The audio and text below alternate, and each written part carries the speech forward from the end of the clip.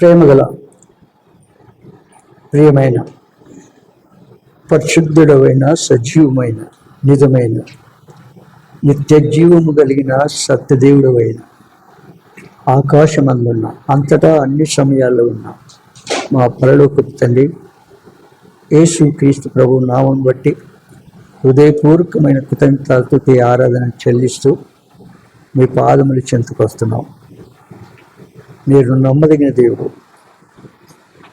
సజీవమైన నిజమైన నిత్య జీవం కలిగిన సత్యదేవుడు, ఆకాశమందున్న అంతటా అన్ని సమయాల్లో ఉన్న దేవుడు. అందుకే యేసు క్రీస్తు ప్రభు నామను బట్టి హృదయపూర్వకమైన కృతజ్ఞతాస్తుతి ఆరాధన చెల్లిస్తూ మీ పాదములు చెంతకొస్తున్నాం.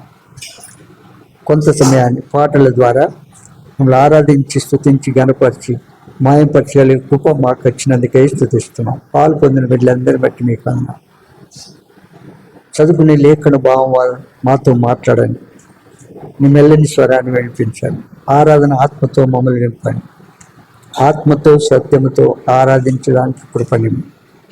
సమయోచిత సాయం మీరు నాకు అనుగ్రహించి మీరే మయం పొందమని యేసు నామమున స్తుతించి ప్రార్థించి వేస్తున్నాము తండ్రి.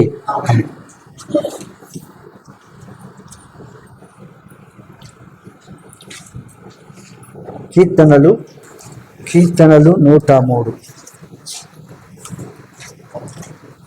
మొదటి 3 వచనాలు చదువుకుందాం.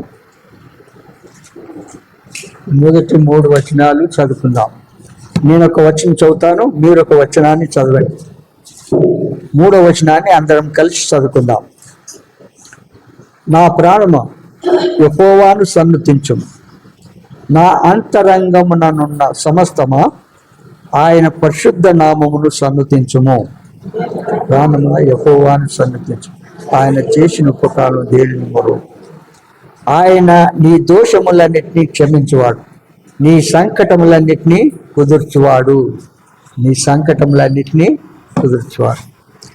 ఈ కీర్తన మనందరికీ చాలా బాగా తెలుసు. యెహోవాను సన్నుతించడము అంటే కీర్తించడము అని అర్థం. యెహోవాను కీర్తించడం, కొనియాడడం.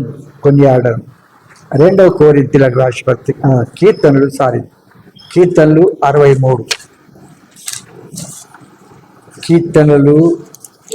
63 3వ వచనం చదవండి. నీ కృప జీవము కంటే ఉత్తమము, నా పెదవులు నిన్ను స్తుతించును.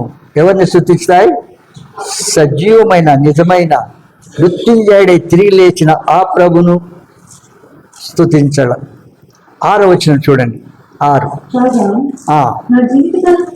నా జీవిత కాలమంతయు నేను అలాగున నిన్ను స్తుతించదను, నీ నామమును బట్టి నా చేతులెత్తెదను.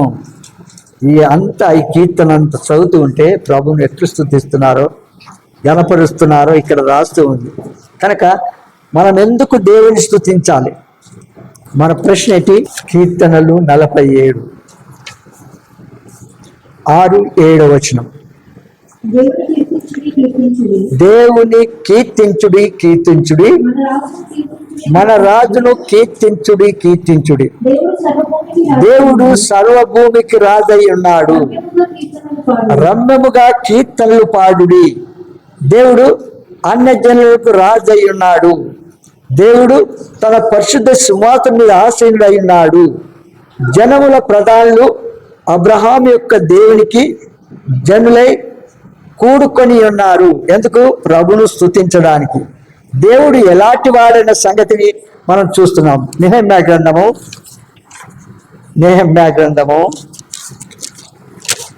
9వ అధ్యాయం పేజ్ నంబర్ 407. పాత నిబంధనలో పేజీ నంబర్ 407, 9వ అధ్యాయము 6వ వచనం. అమ్మా, నీవే అద్వితీయుడవైన యెహోవా, నీవే ఆకాశమును మహాకాశములను వాటి సైన్యమును భూమిని దానిలో ఉండునది అంతటిని సముద్రములను వాటిలో ఉండునది అంతటిని సృజించ వాటన్నిటిని కాపాడువాడవు. ఆకాశ సైన్యమంతయు నీకే నమస్కారము చేయుచున్నది. ఆకాశ సైన్యమంతయు ఏం చేస్తుంది? నిన్నే ఆరాధిస్తుంది. నమస్కారము చేయుచుందంటే ఆరాధిస్తున్నది అని అర్థం. ఈ మొదటి నుంచి చూస్తే ఇక్కడ చాలా బాగుంది. దేవుని ప్రజలైన ఇశ్రాయేలీయులు వారు దేవునికి విరుద్ధంగా సనుక్కున్నారు, పాపం చేసినారు. మరి చాలా ఆ పాపం చేసే కారణాన్ని బట్టి వారు ఎంతో శ్రమ అనుభవిస్తూ వచ్చినారు. ఆ శ్రమ అనుభవించినప్పుడు ప్రభు తన ప్రవక్త ద్వారా మాట్లాడుతూ వచ్చినప్పుడు వారి నిజస్థితిని తెలుసుకొని వారు తాము చేసిన పాపమునకు పశ్చాత్తాపడ్డారు, క్షమాపణ వేడుకున్నారు. చూడండి మొదటి నుంచి ఈ నెల 24వ దినమన్నారు ఇశ్రాయేలు ఉపవాసం ఉండి గోనబట్ట కట్టుకొని తల మీద ధూళి పోసుకొని కూడికి వచ్చిరి. ఇశ్రాయేలీయులు అన్యజనులందరిలో నుండి ప్రత్యేకింపబడిన వారై నిలబడి తమ పాపములను తమ పితరుల పాపములు ఒప్పుకున్నారు. ఏం చేశారు? వారి పాపములు, వారి పితరుల పాపములు కూడా ఒప్పుకొని విడిచిపెట్టినారు. వారు గత దినాల్లో దేవునికి విరుద్ధంగా చేసిన వాటన్నిటికీ వారు తెలుసుకొని పశ్చాత్తాపడినారు. వారు క్షమాపణ వేడుకున్నారు. అంత మాత్రమే కాదు, వారు ఆ ప్రభు క్షమాపణ వేడుకున్న ప్రభువును ఏం చేసినారు? 4 జాము వరకు ఆ ప్రభును నీకు చూడండి కింద భాగంలో కనబడుతుంది. మరియు వారు 1 జాము సేపు తామున్న చోట నిలబడి తమ దేవుడైన యెహోవా ధర్మశాస్త్ర గ్రంథమును చదువుతూ వచ్చిరి. 1 జాము సేపు తమ పాపములు ఒప్పుకొనుచు దేవుడైన యెహోవాకు నమస్కారం చేయుచు వచ్చిరి. 1 జాము సేపు ఏం చేస్తున్నారు వాళ్ళు? 1 జాము సేపు తామున్న చోట నిలబడి తమ దేవుని యెహోవా ధర్మశాస్త్రమును చదువుతూ వచ్చినారు. జాము సేపు నిలబడి అంటే 4 గంటలు. ఎన్ని గంటలు? మనం కొద్దిసేపు బైబిల్ పట్టుకొని నిలబెడితే ఎక్కువ కూర్చోబెడతాడు అంటుంటాం. ఏమంటారు? ఇంకా కళ్ళు మూసుకొని పాడుతున్నాడు అంకులు అనుకుంటారు. కాదు, అది తెలుసు విన్నరా. కనుక జాము సేపు వారు ఏం చేసినారు చూడండి. జాము సేపు తామున్న చోట నిలబడి తమ దేవుని యెహోవా ధర్మశాస్త్రమును చదువుతూ వచ్చిరి. 1 జాము సేపు తమ పాపములు ఒప్పుకొనుచు దేవుడైన యెహోవాకు నమస్కారం చేయుచు వచ్చిరి. దేవుడిని సమీపించినప్పుడు ఏ సమయం అందైనా ఎప్పుడైనా ప్రార్థన సమయం కానీ ఆరాధన సమయం కానీ ఆ ప్రభువును సమీపించేటప్పుడు మనము టాప్ టు బాటం పరీక్షించుకోవాలి. ఏ లోపము లేని వారముగా, ఏ రిమార్క్ మనలో కనబడకూడదు, ఏ చిన్న పాపమైనా కనబడకుండా ఆ ప్రభువును సమీపించినప్పుడు మనం చేసే ఆరాధన కానీ మనం చేసే ప్రార్థన కానీ వెంటనే ఆన్సర్ ఇస్తాం. ఒక వ్యక్తి తట్టి చేసిన రీతిగా అలాంటి ఆన్సర్ దేవుడు మనకి ఇస్తాడు. ఆన్సర్ మనకి ఇచ్చినప్పుడు ఆయన స్తుతించకుండా ఉంటామా?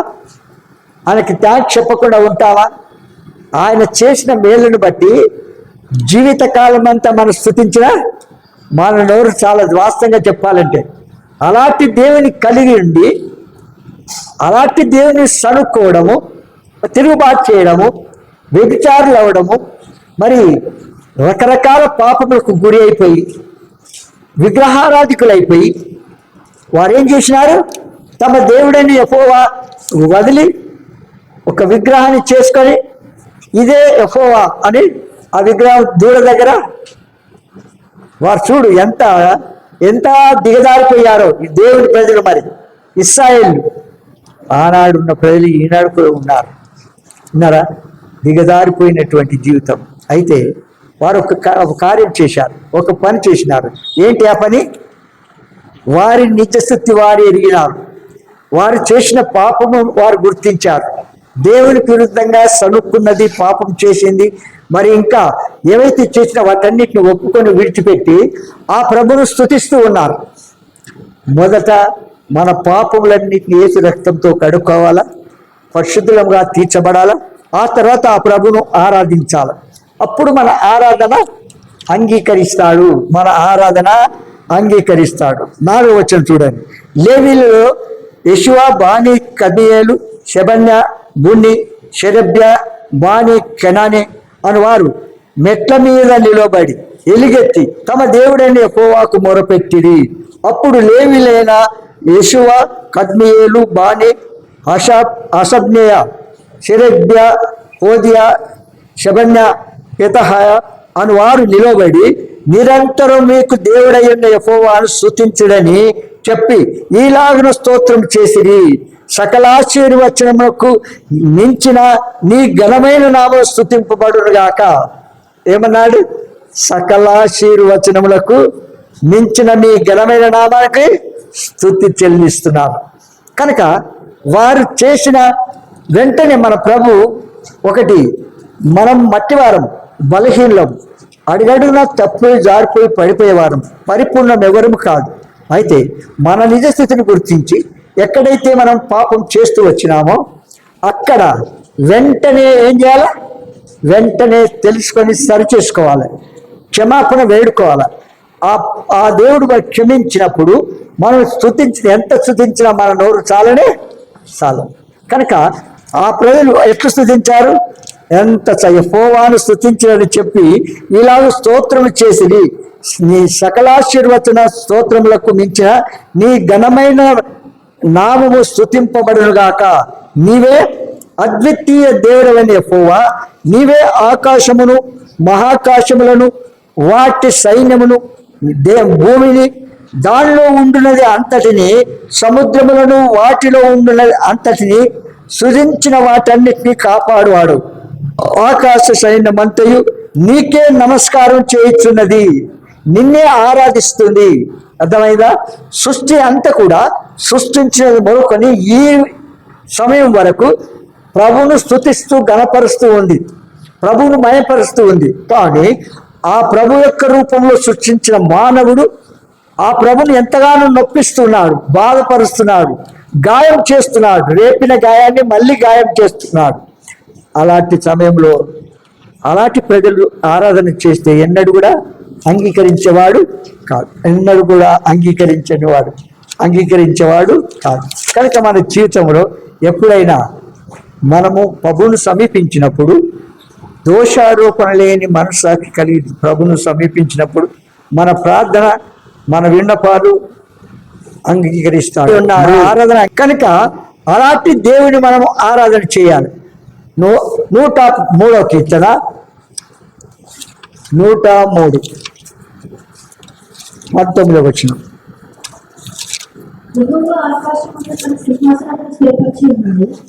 యెహోవా తన సింహాసనమును స్థిరపరిచి ఉన్నాడు, ఆయన అన్నిటి మీద రాజ్య పరిపాలన చేయుచున్నాడు. యెహోవా దూతలారా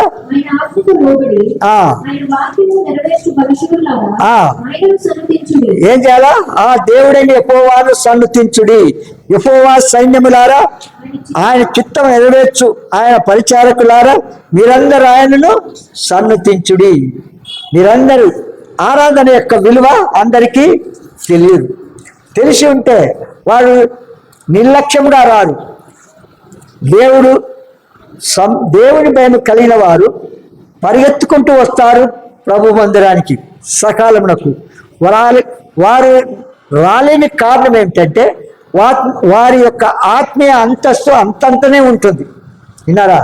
మన ఏదో పైకి చూడడానికి దేవుని పిల్లలమని చెప్పుకోవడానికి మనుషులు అనుకోవడం తప్ప దేవుని దృష్టిలో మనం ఎలాగున్నామో అది పరీక్షించుకోవాలి.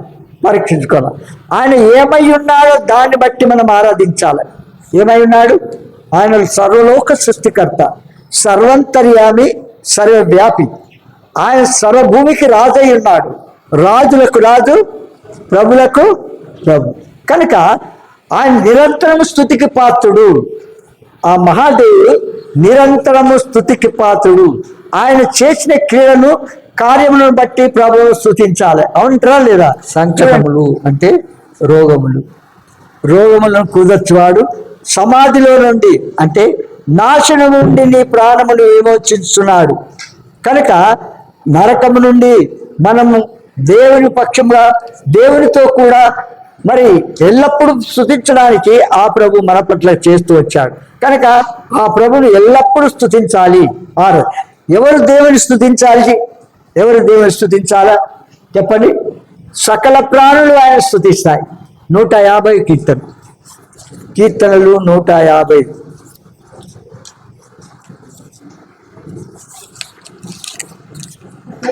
150 కీర్తన 6వ వచనం ఏమంటాయి? సకల ప్రాణులు యెహోవాను స్తుతించుదురుగాక. యెహోవాను స్తుతించుడి. ఎవరు స్తుతిస్తారు? సకల ప్రాణులు, మనుషులు, జంతువులు, పక్షులు, ప్రాకులు, జలచరములు, జీవరాశులు, సకల ప్రాణులు అన్ని కూడా ఆ దేవుణ్ణి స్తుతిస్తే ఆరాధించి గణపరుస్తూ ఉంటారు. కనుక ఆరాధన చాలా ప్రాముఖ్యమైంది దేవునికి. ఆయన చెప్పిన రీతిగానే మనం ఆయన స్తుతించాలి. ఎక్కడ స్తుతించాలా? ఎక్కడ? సమాజం మధ్యలో స్తుతించాలి. సంఘం మధ్యలో, స్వరక్తం ఇచ్చి కొనబడిన సంఘం మధ్యలో ఆయన స్తుతించాలి. కీర్తనలు 22 అధ్యాయం 26వ వచనం మనకు బాగా తెలుసు. 22, 26. నీ నామము నా సహోదరులకు పత్రపరచెదను, సమాజం మధ్య నిన్ను స్తుతించెదను. ఎక్కడ? సమాజం మధ్య నిన్ను స్తుతించెదను. కనుక చూడండి 35వ అధ్యాయము 18. 35:10. ఒక్క నిమిషం చదవండి. అప్పుడు మహాసమాజములో నేను నిన్ను స్తుతించదను, బహుజనులలో నిన్ను స్తుతించదను. నిర్హేతుకంగా నాకు శత్రులైన వారిని నన్ను గూర్చి సంతోషింపనీయకుము. నిర్నిమిత్తముగా నన్ను ద్వేషించు వారిని కన్ను గీటనీయకుము. కొందరున్నారు కన్ను గీచుకుంటూ మాట్లాడుతుంటారు. ఎవరు? సేవకులు, విశ్వాసులు కాదు, సేవకులు. మీకు పాత వాళ్ళకు తెలుసు, అలాంటి వాళ్ళు ఉన్నారు. వారికి ఇంకా మనం ఏం చెప్పలేము. కనుక మహాసమాజం ఎదుట నిన్ను ఏం చేయాలా? సమాజం మధ్యలో, స్వరక్తమిచ్చి కొనబడిన వారి మధ్యలో, పాపములు ఒప్పుకొని విడిచిపెట్టిన వారి మధ్యలో ప్రభువును స్తుతిస్తారు. ఎల్లప్పుడూ స్తుతించాలి. ఎవరు స్తుతిస్తారు? ఆయన. ఎవరైతే తమ పాపములు ఒప్పుకొని విడిచిపెట్టి యేసు నిజమైన దేవుడు, నా పాపములకు చనిపోయి సమాధి తిరిగి లేచిన దేవుడు, నేను నమ్ముతున్నాను, ఆయన రక్తం ద్వారా నా పాపమును క్షమించాడు అనే నిశ్చయత కలిగిన వారు ఆ ప్రభును స్తుతించకుండా ఉండలేరు. కనుక దేవుడు అన్వేషించేవారు అంటే వెదికేవారు ఆయన స్తుతిస్తారు. సకల ప్రాణులు ఆయన స్తుతిస్తాయి. ఆ అధ్యాయం 150 అధ్యాయం అంతట్లో చూస్తే అన్ని సృష్టి అంతా కూడా చూస్తాం. మనం అన్ని పరిస్థితుల్లో స్తుతించాలి. మనం ఎవరిని స్తుతించాలా? ఎవరు స్తుతించాలా? మరి ఎప్పుడు స్తుతించాలా? అన్ని పరిస్థితుల్లో స్తుతించాలి. అన్ని పరిస్థితుల్లో. ఒక సంగతి మీకు చెప్తాను.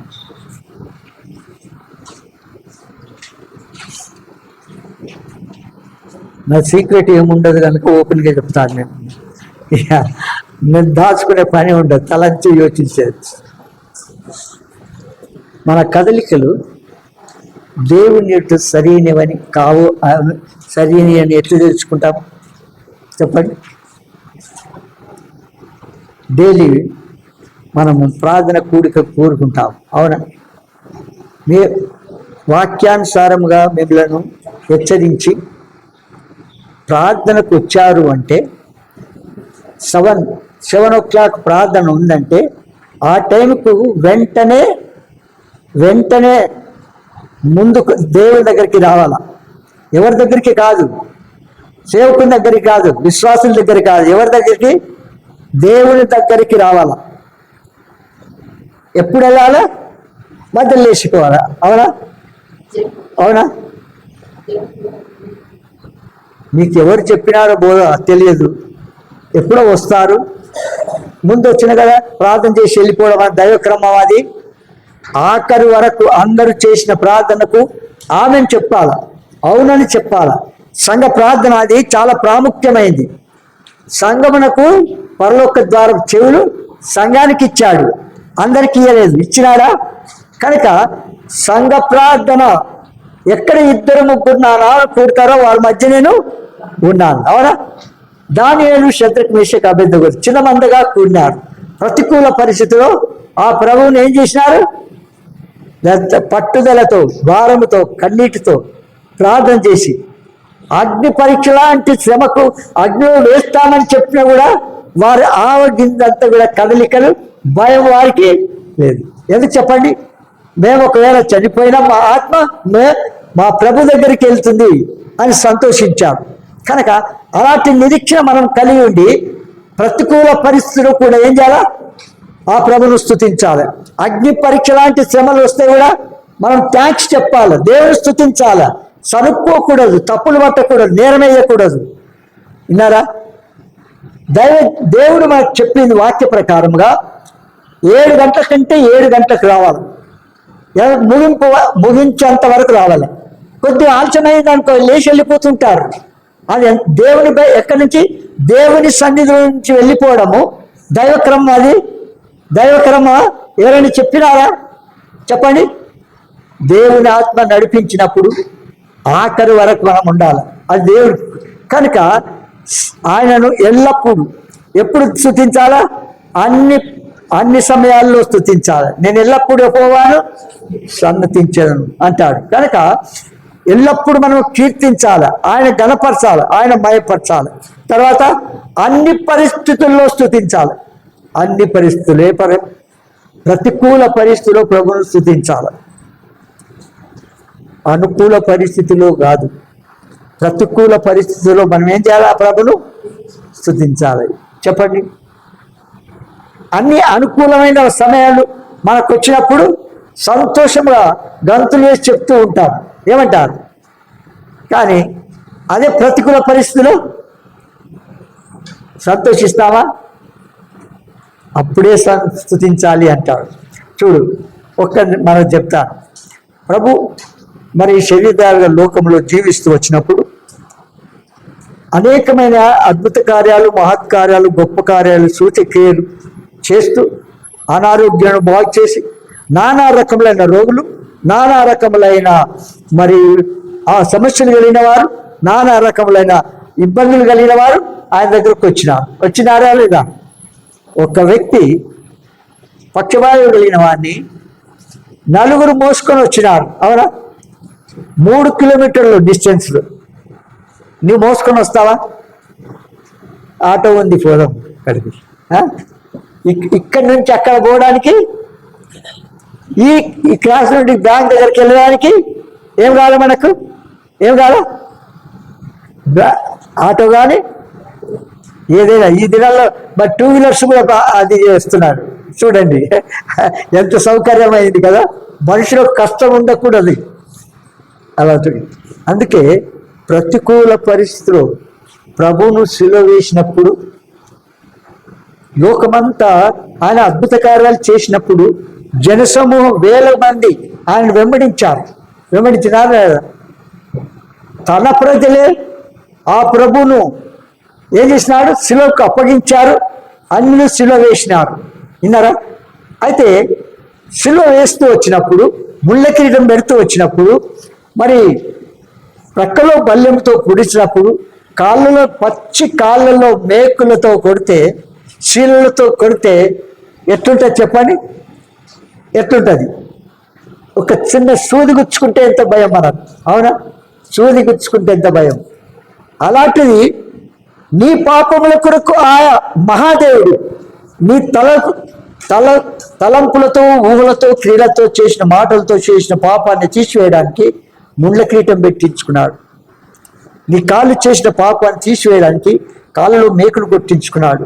నీ చేతులు చేసిన పాపాన్ని తీసివేయడానికి చేతుల్లో శీలలు కొట్టించుకొని రక్తం కార్చాడు. నీ హృదయవంతులతో చేసిన పాపానికి రక్కలో బల్లెం పొడిపించుకొని రక్తం కార్చినాడు. నీ కొరకు అన్నాడు. తండ్రి, వీరేమి చేస్తున్నారో వీరు ఎదురడానికి వీరిని క్షమించు. మన పాపములు క్షమించి వేశాడు. మనం చేయవలసింది ఒక్కటే, ఏంటి చెప్పండి? యేసు దేవుడు నిజమైన దేవుడు, నా పాపల కొరకు చనిపోయి సమాచారం తిరిగి లేచిన దేవుడు నేను నమ్ముతున్నాను. యెహోవా, మీరు కాల్చిన పరిశుద్ధ రక్తంలో నా జన్మకర్మ పాపములు క్షమించు అని వేడుకుంటూ వెంటనే మన పాపములు క్షమించి ఏం చేస్తారు? పరిశుద్ధులుగా మార్చి ఆయన స్తుతించే వారిగా చేస్తాడు. అవునా లేదా? సిలువలో దొంగ, కుడివైపున ఉన్న దొంగ ప్రభువును రక్షకుడుగా దేవుడిగా అంగీకరించాడు. అవునా? వెంటనే ఏమన్నాడు? ఆ దొంగ ఒక్కటే ఒక్క మాట చెప్పాడు. ఏమని? నీ రాజ్యంలో నన్ను జ్ఞాపకం చేసుకోయా అన్నాడు. అవునా? ఆంతర్యమైనటువంటి దేవుడు, నేడు నీవు నాతో కూడా పరదేశంలో అందుకు అన్నవా లేదా? ప్రభుని ఎంత స్తుతించినా నోరు చాలదు. అలాంటి ఆ రకంగా మనం ఎల్లప్పుడూ స్తుతించాలా? ఎప్పుడు స్తుతించాలా? అవన్నీ చూసి అన్ని పరిస్థితులు మనం స్తుతించాలి. అన్ని పరిస్థితులు ఎక్కడ దేవుని స్తుతించాలని చూసాం? దేవుని ప్రజల మధ్యలో. అవునా? దేవుని ప్రజల మధ్యలో స్తుతించాలి, ప్రజల మధ్యలో కీర్తించాలి, సమాజంలో మనం కీర్తించాలి, ఎలుగెత్తి స్తుతించాలి. మీరు చూడండి, కాన్వకేషన్ టైంలో ఆ దినాల్లో మరి వేల మంది మనుషుల మధ్యలో ఆరాధన చేయడానికి కూర్చున్నప్పుడు అయ్యో ఒక్కరికంటే ఒకరు ముందు ఎంత గట్టిగా అంటే మొత్తం ఆ ప్రజలందరికీ తెలిసేలాగా అలాంటి కంఠస్వరంతో ఆరాధించారు. లేదా చూసిన వాళ్ళు ఉన్నారా? ఎవరైనా చూసిన వాళ్ళు ఎవరున్నారా? ఒక్కరు కూడా లేదు. ఆ ఒక కాలం ఉంది, విన్నారా?